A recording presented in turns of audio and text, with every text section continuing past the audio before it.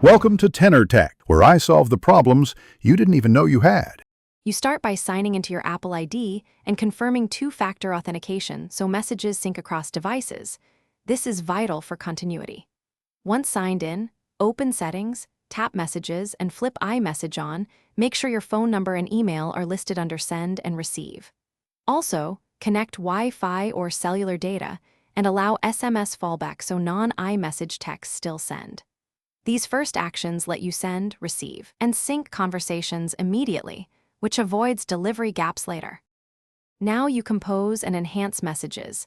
Tap the new message icon, choose a contact, and type in the field.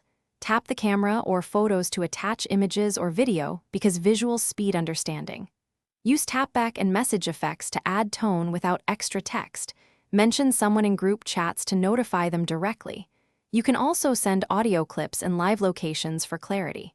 Once done, edit or unsend recent messages within the allowed window to correct mistakes.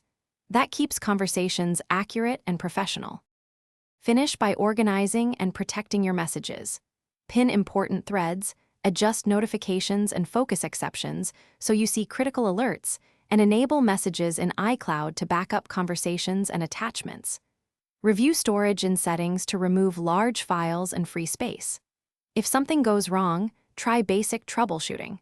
Toggle iMessage off then on, verify network connectivity, and sign out and back into your Apple ID. This refreshes authentication and often resolves delivery or sync failures immediately. Thanks for watching. Subscribe to keep your life in tune.